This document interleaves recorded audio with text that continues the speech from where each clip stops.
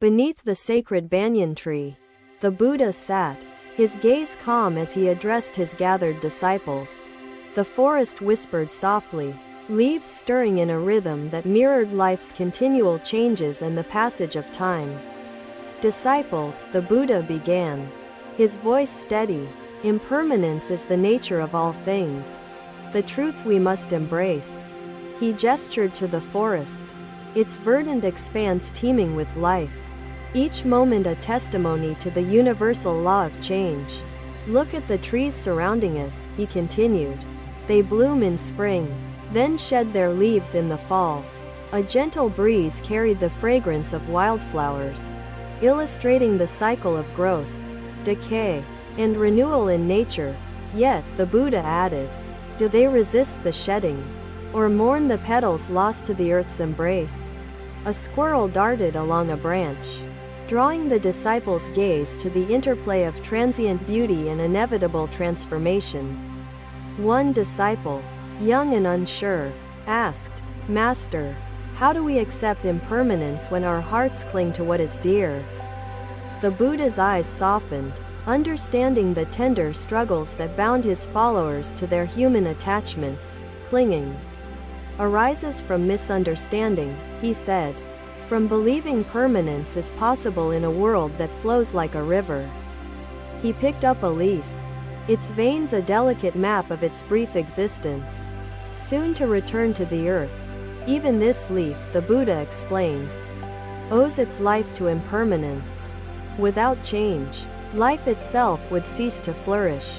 The disciples murmured among themselves, their questions sparked by the clarity of his words and the profound truths they unveiled. A second disciple, bolder, spoke, "Master, if change is natural, why do we suffer when life shifts and loved ones are lost?" The Buddha regarded him with a gaze full of compassion, perceiving the pain woven through his earnest inquiry. "Change is natural. But suffering," he replied, "stems from our resistance to reality, from wishing for what cannot be."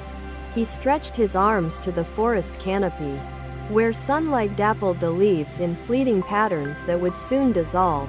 "Impermanence is neither enemy nor friend," he said, "but a teacher guiding us toward wisdom, compassion, and liberation." His voice was serene, yet it carried the weight of lifetimes spent uncovering the path to peace through understanding. "Reflect on the river," the Buddha instructed. "It flows endlessly, never stagnant, reshaping the land yet remaining true to its essence." His disciples turned their thoughts inward, seeking parallels between the river's journey and their own tumultuous experiences. "But Master," a third disciple said, "how do we find peace when impermanence shakes the ground beneath us, leaving us adrift?" The Buddha smiled, the quiet strength of his presence steadying the unease that rippled through his followers. "Peace does not lie in resisting impermanence," he answered, "but in embracing the flow, trusting the wisdom of the universe." He stood, guiding his disciples to the riverbank, where water wove an intricate dance of constant transformation. "Kneel here," he said, "and listen not only with your ears, but with your heart and being." To the river's song, the water sang its ceaseless hymn, each note a tribute to the balance between creation, destruction, and renewal. "All things arise and pass away," the Buddha reminded them. "And within this truth lies our freedom, our chance to awaken." His words entered their hearts like seeds, taking root in their growing understanding of life's cycles and mysteries. "Even within loss," he continued, "there exists the seed of new beginnings, a space for compassion, growth, and boundless possibilities." A bird alighted on a nearby branch, its wings brushing the air as if to affirm the Buddha's teaching. As the river carves its path, the Buddha said, so do transitions shape the soul, revealing its depths and strength. The disciples felt their fears begin to dissolve, replaced by an emerging clarity and acceptance of the world's impermanence. "Our suffering," the Buddha explained, "is a call to turn inward, to seek the stillness and wisdom that lie within. His disciples bowed their heads, the weight of his words resonating deeply, stirring a newfound peace in their hearts. When you grieve, he said, grieve not in attachment, but in love, releasing what has passed with gentle hands. His disciples felt the truth of his guidance, their own burdens of sorrow beginning to shift and lighten. The forest, the Buddha concluded, teaches us the art of letting go, of finding beauty in the impermanence of each moment. His disciples breathed deeply, the air filling their lungs as they embraced the wisdom imbued in his words. The Buddha returned to his seat beneath the banyan tree, his countenance serene as the sun began to set. The day's lessons lingered in the golden hues of twilight, a reminder of life's impermanence and the peace it could bring. Silence enveloped the group, a reverent quiet that allowed the teachings to resonate fully within their meditative hearts. With every breath, the disciples felt closer to the truth of their own journeys. Guided by the Buddha's enduring wisdom, the forest, ever-changing, seemed to cradle them, its essence a testament to the grace of impermanence.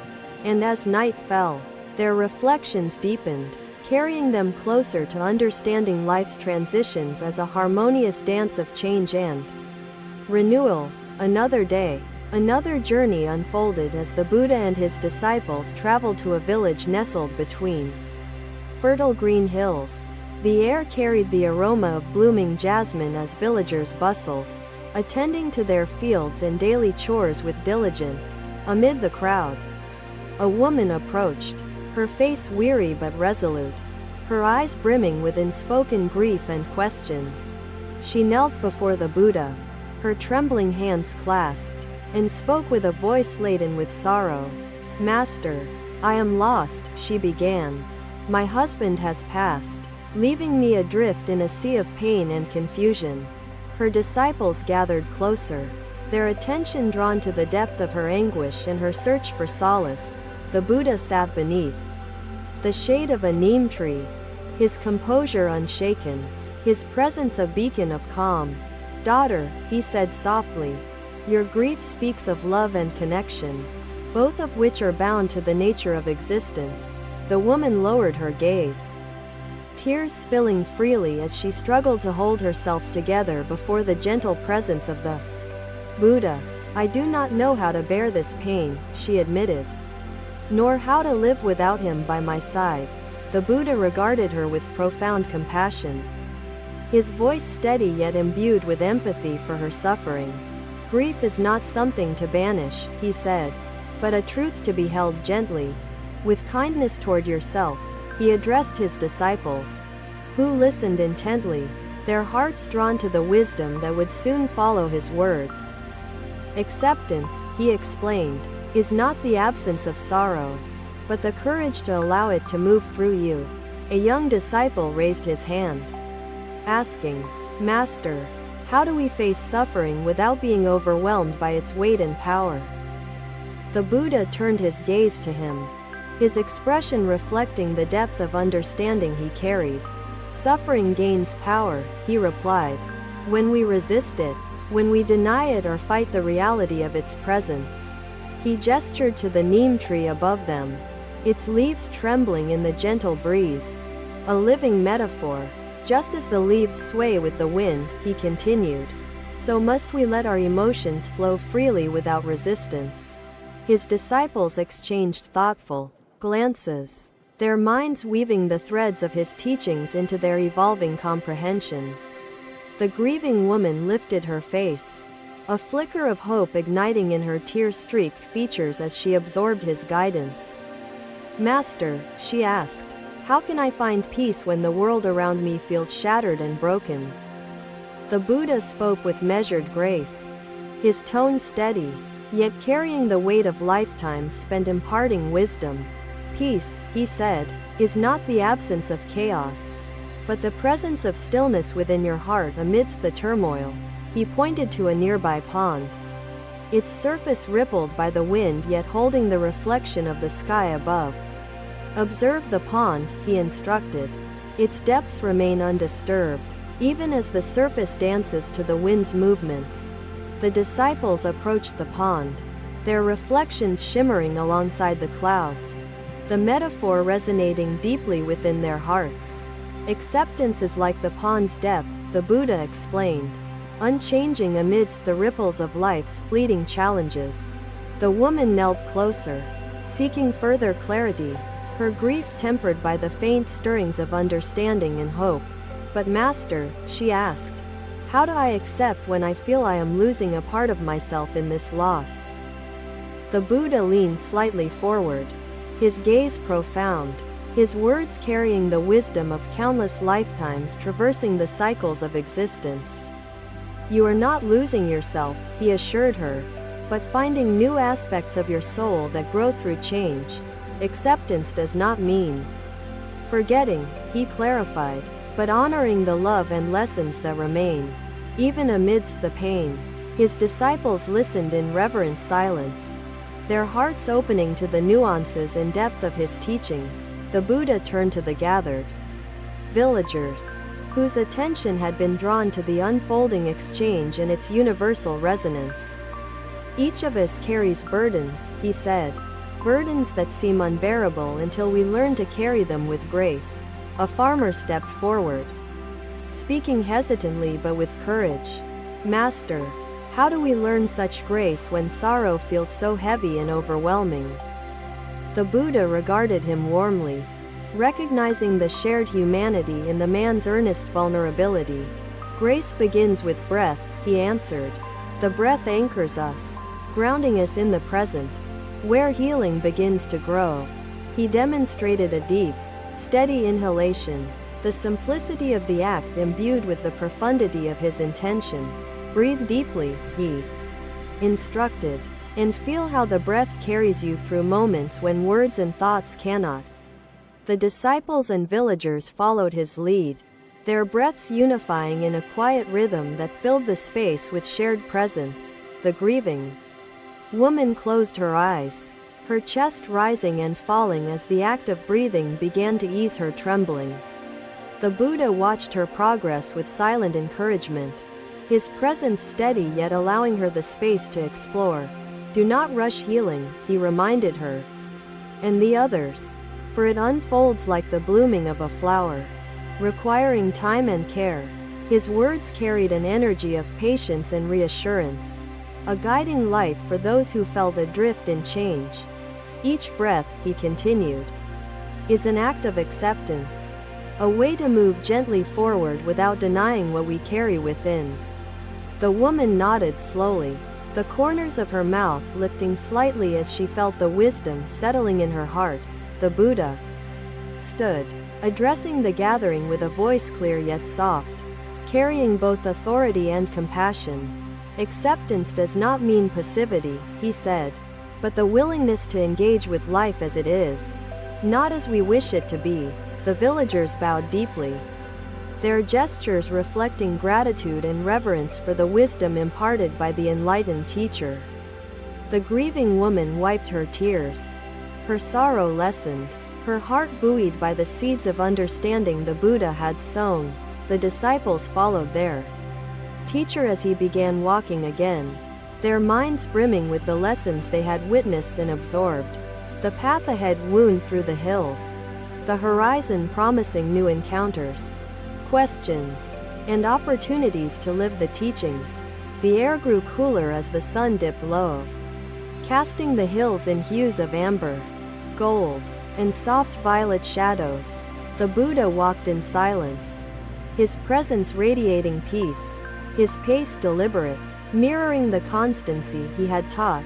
Each step marked the unfolding of a journey, an acceptance of the unknown ahead, a surrender to the flow of existence. And as the stars began to emerge, the teachings of the day lingered like an echo, alive within their hearts. Another day, another step in the journey led the Buddha and his disciples to a serene monastery in the mountains. The air was crisp, carrying the scent of pine, and the distant hum of a river reached their ears. Within the monastery walls, a monk sat alone, his posture rigid, his gaze fixed on the horizon beyond the mountains. The disciples observed him with curiosity, sensing an aura of isolation and detachment surrounding his presence. The Buddha approached the monk, his expression one of calm inquiry, his voice warm as he spoke. "Brother," he began, "you have chosen solitude, seeking wisdom in the stillness apart from others. What have you found in this isolation?" The monk turned his gaze to the Buddha, his voice soft but tinged with uncertainty. "I have found clarity," he replied, "but also a growing emptiness. As if something essential eludes my understanding." The Buddha nodded gently, recognizing the monk's inner conflict, the duality of solitude's gifts and its limitations. "Clarity can arise in solitude," he said, "but wisdom flourishes in connection." In recognizing the ties that bind all beings, he gestured to his disciples, who now formed a circle around them, their presence a silent affirmation of his words. To navigate life's transitions, the Buddha continued, we must see beyond ourselves, embracing the interconnectedness of all existence. A young disciple, curious and eager, asked, "Master, how can we balance our individuality with the need for connection to others?" The Buddha turned to him, his gaze steady, his response carrying the weight of profound understanding. "Individuality," he explained, "is not lost in connection but enriched by it. Like a single thread woven into a tapestry." He picked up a strand of straw, holding it aloft, its simplicity a metaphor for the interconnectedness he described. "This straw," he said, "may seem insignificant alone, but together with others, it forms the strength of a woven basket." The disciples murmured in agreement, their own lives offering countless examples of strength derived from unity. The monk, listening intently, asked, "But Master, how do we maintain inner peace when connections sometimes lead to conflict and turmoil?" The Buddha smiled gently, his presence radiating a calm born of countless lifetimes of insight. "Conflict arises," he said, "when we forget that we are not separate, when we see others as adversaries instead of allies." He reached down, taking a handful of soil, its texture coarse yet nourishing, a reminder of life's shared foundations. "Like the soil beneath our feet," he continued, "we are bound by a shared existence, supporting and nurturing one another." The monk considered his words, the tension in his shoulders softening as understanding began to dawn within him. The Buddha motioned for everyone to sit, forming a circle that symbolized the equality and unity of their gathering. "Harmony," he said, "does not mean uniformity but the ability to celebrate differences while finding common ground in shared truths." A disciple, deeply moved, asked, "Master, how do we nurture this harmony in the face of life's challenges and separations?" The Buddha's eyes sparkled with compassion as he responded, his voice like the soothing flow of the nearby river. "To nurture harmony," he said, "we must cultivate compassion, seeing our joys and struggles reflected in the lives of others." He gestured to a tree nearby, its branches reaching toward the sky, its roots deep within the earth. "This tree," he explained, "stands because its roots and branches work together, each supporting the other despite their differences." The disciples nodded, their understanding deepening, their own bonds strengthened by the wisdom the Buddha imparted. The monk, his eyes glistening, spoke again, his voice steadier, filled with newfound conviction. "Master," he said, "I see now that isolation has taught me clarity, but connection will teach me the fullness of wisdom." The Buddha smiled, his expression one of quiet pride and encouragement, his presence a source of unwavering support. "True wisdom," he said, "arises when we see ourselves not as separate, but as part of an ever-unfolding whole." The sun began to dip behind the mountains, its rays casting a golden glow over the monastery's courtyard. The disciples rose, their hearts lighter, their resolve stronger. each carrying the seeds of interconnectedness within them. The Buddha led them to the riverbank, its waters flowing steadily, carving a path through the rugged landscape of stone and soil. This river, he said, is a teacher, its journey shaped by the land it touches and nourishes in return. He picked up a pebble, its surface smooth, worn by the river's patient and persistent embrace over countless years. So too, he explained, are we shaped by our relationships, each encounter polishing and refining the essence of who we are. The disciples knelt by the water, their reflections merging with its currents, a living illustration of interconnectedness. The Buddha's words flowed through them, resonating deeply, guiding their thoughts toward a fuller understanding of life's transitions. As the river nourishes the land, he concluded, so do our connections nourish our souls, offering strength and meaning.